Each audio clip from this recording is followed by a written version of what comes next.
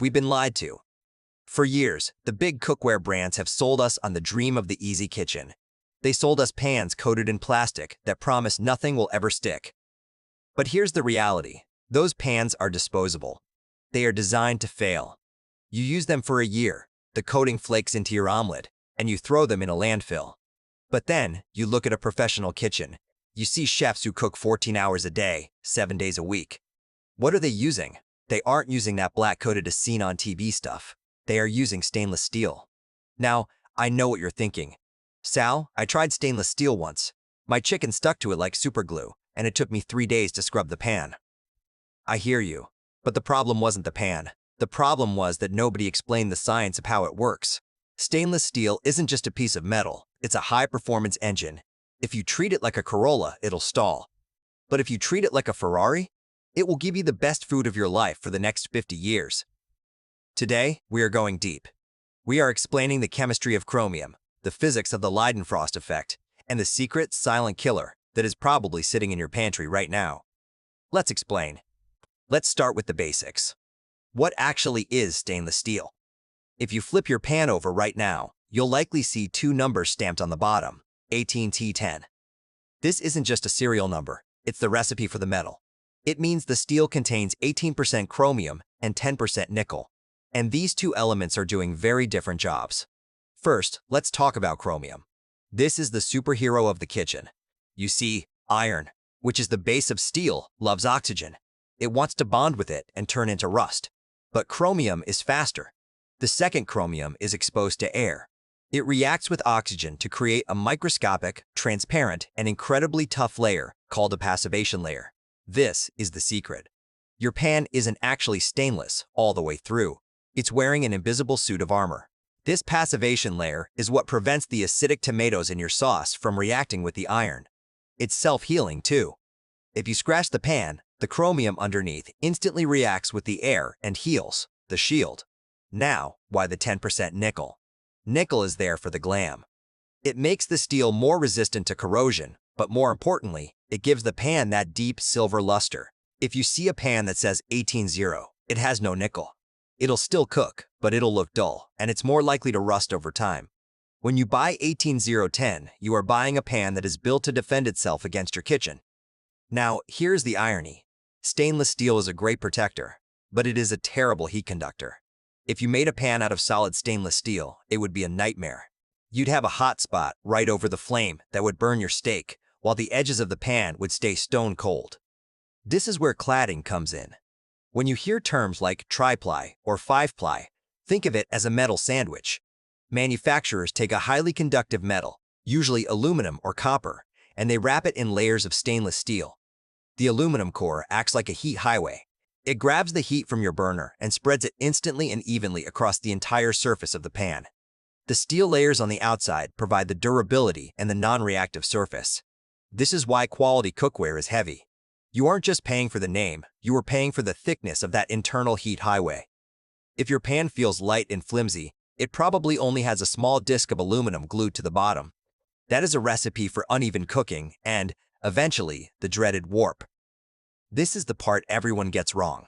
Sal, why does my chicken stick? To understand sticking, we have to look at the metal under a microscope. Even though your pan looks smooth, at a microscopic level, it's full of canyons and pores. When the pan is cold, these pores are open.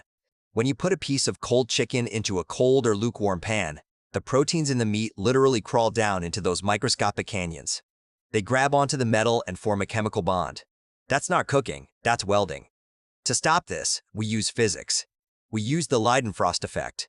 When you preheat a stainless steel pan to the correct temperature, usually around 320 degrees Fahrenheit, something magical happens. If you drop a bit of water on the pan, it doesn't just sizzle and evaporate. Instead, the water forms a perfect bead and dances across the surface like a marble on ice. This happens because the heat is so intense that it instantly creates a microscopic layer of steam under the water droplet. That steam acts like a hovercraft, lifting the water up. The same thing happens with your food. If the pan is hot enough, the moisture in your steak or chicken instantly turns to steam, creating a vapor barrier. Your food isn't actually touching the metal, it's floating on a cushion of steam. That is how you turn a stainless steel pan into a non-stick surface. If you're cooking on low heat because you're afraid of burning things, you are actually ensuring that your food will stick. In the world of stainless steel, heat is your best friend. Let's talk about the mistake that ruins thousands of pans every year. It's salt. You've probably seen those little white or black pits at the bottom of an old pot. Most people think it's just wear and tear. It's not. It's a chemical attack called pitting corrosion. Here's the science. Stainless steel's armor, that passivation layer we talked about, is very strong. But it has one weakness: chloride. And what is table salt? Sodium chloride. If you add salt to a pot of cold water, the salt crystals don't dissolve immediately. They sink to the bottom and sit on the metal.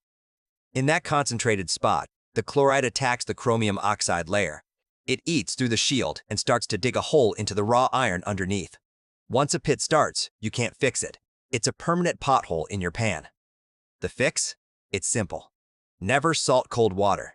Wait until the water is at a rolling boil. The movement of the water will dissolve the salt crystals instantly, keeping them from ever touching the bottom of the pan. It's a 10-second habit that will save your cookware for a lifetime. We've all done it. You finish searing a steak, the pan is screaming hot, and you want to get it cleaned. You toss it into the sink, and a giant cloud of steam hits the ceiling. You just committed a crime against your cookware. It's called thermal shock. Remember, your pan is a sandwich of different metals: steel, aluminum, and sometimes copper. These metals expand when they get hot and contract when they get cold. But here's the catch. They don't expand and contract at the same rate. When you blast a 400-degree pan with 60-degree tap water, the metal molecules try to shrink instantly. Because the layers are bonded together, they start to pull against each other. If the stress is high enough, the base of the pan will pop or bow. Suddenly, your expensive, flat-bottomed pan is now a spinner. It wobbles on the stove. It won't heat evenly. And if you have a glass-top stove, it's basically useless. The rule: if the pan is too hot to touch with your bare hand, it is too hot to go in the water. Let it sit on the stove. Let it cool down naturally. Patience is the price of a flat pan. 2 more quick things you need to know. First, induction. If you're moving to an induction stove, you need a pan that is magnetic. Not all stainless steel is magnetic. That 1810 we talked about? Nickel actually makes steel less magnetic. However, high-end manufacturers solve this by making the very outer layer of the sandwich out of 430-grade stainless steel, which is magnetic. If a magnet sticks to the bottom of your pan, it'll work on induction. If it doesn't, it's just a paperweight on an induction cooktop. Second, scratches. People panic when they see their shiny new pan getting scratched by a metal spatula. Don't. Unlike non-stick pans, where a scratch means you're eating plastic chemicals, a scratch on stainless steel is purely cosmetic. Remember the passivation layer? It heals itself. A scratch doesn't change the safety or the performance of the pan. In a professional kitchen, a scratched pan is a badge of honor. It means you're actually cooking. So, is stainless steel the best? If you want something you can throw in the dishwasher and forget about, maybe not. If you want something that requires zero technique, probably not. But if you want a tool that makes your food taste better through the power of the fond, those delicious brown bits that only stainless steel can create, if you want a pan that is non-toxic, induction-ready, and virtually indestructible, then there is no competition. Yes, it costs more up front. A good cladded skillet might cost you $150, but you will never, ever have to buy it again. Your kids will be cooking on this pan. Your grandkids might be cooking on this pan. Stop buying disposable pans. Learn the science, master the heat, and let the results speak for themselves. I'm Sal, and now you know why.